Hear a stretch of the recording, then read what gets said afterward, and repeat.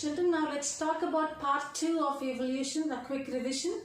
So in this class, we will quickly revise the theories of evolution. Now there is a very famous proverb that always takes my heart. It says, when going gets tough, the tough get going, right? So you and I are the tough that get going. So remember this, when going gets tough, the tough get going. So you have to crack your nut by any chance. So now we have many theories, but 6 on the board are very important for NEET as far as it is concerned. We have the first theory of special creation. The people concerned, Father Suarez, he is a church father. Then what does this theory tell us? So theory of special creation tells that there is a special force that creates everything as it is. And we know that the special force is God the Almighty, right? Now there are 3 connotations for this theory, and these 3 are: all the living organisms are created as such. When I say all, it means a species level. So all species or all living organisms are created as such. The second connotation is diversity was the same since creation and it will be the same in the future too.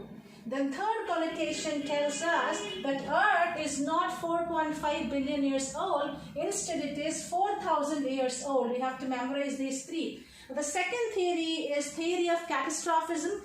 In evolution, in general biology, catastrophe is a very big calamity. Usually a natural calamity like an earthquake or a tsunami or a NEET exam, right? No.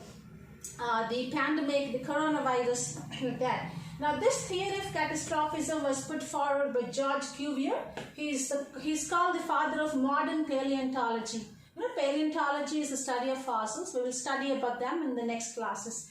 Now what does this theory tell? This theory tells that life existed, then there was a big catastrophe, then life got destroyed. Again, life reappeared.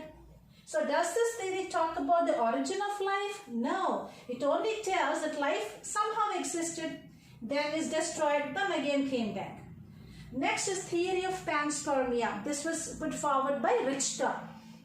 Now this is universe. Now in the universe there are small resistant spores, the red ball here. Now these spores are also called Panspermia, and so the theory is called theory of Panspermia. Now these spores from the universe all of a sudden fell onto the earth and they gave rise to life. Now the next theory talks about spontaneous generation. You call it also as theory of abiogenesis.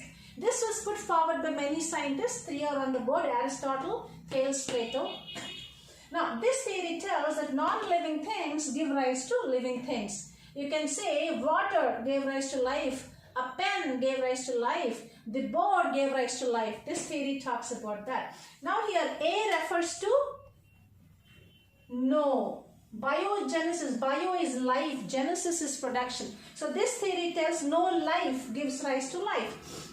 And the most important theory is here, theory of biogenesis. Now this bio is life, genesis is production. So this theory was put forward by 3 scientists individually. Who are they? Louis Pasteur, Francisco Redi, Lazzaro Spallanzani. Now Louis Pasteur is very important here. He performed an experiment to disprove abiogenesis, thereby proving biogenesis. So the name of his experiment is Swan Neck experiment. Then this theory tells all these 3 individually proved that pre-existing life gave rise to life. And this is pretty much believable, right?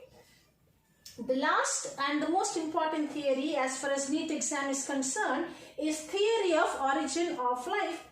This is also called theory of chemical evolution, also called coacervate theory. So we will talk in next classes what coacervates are. So this theory was proposed by 2 scientists, Oparin and Haldane. We learned in the first part, Haldane called ocean as prebiotic soup, or what's the other phrase he gave? Hot dilute soup. Right. Now these both, concluded this. They said chemical evolution gave rise to biological evolution. Down the line, biological evolution gave rise to diversification. Chemical evolution is called called chemogeny, biological evolution is called biogeny, diversification is called cognogeny. In all these, chemical evolution and biological evolution took place in ocean. And that time in the primitive atmosphere, the ocean was not very cool and not so hot, but it is hot. Okay, so ocean, this all chemicals all together, inorganic stuff became simple organic stuff. Simple organic further down the line became complex organic stuff. It is the complex organic chemicals that further became the life. Alright children, so biological evolution meaning life originated in ocean, and so ocean was hot at the time, and so Haldane called ocean as prebiotic soup or hot dilute soup. And now some of the water animals diversified within the ocean, and some came onto the land and diversified on the land. Please remember, the first organisms to invade land are the plants. This is an NCERT line, you have to memorize it. The first organisms to invade land were plants. So you may take a screenshot of this. We will meet in the part 3 video. Have a good day.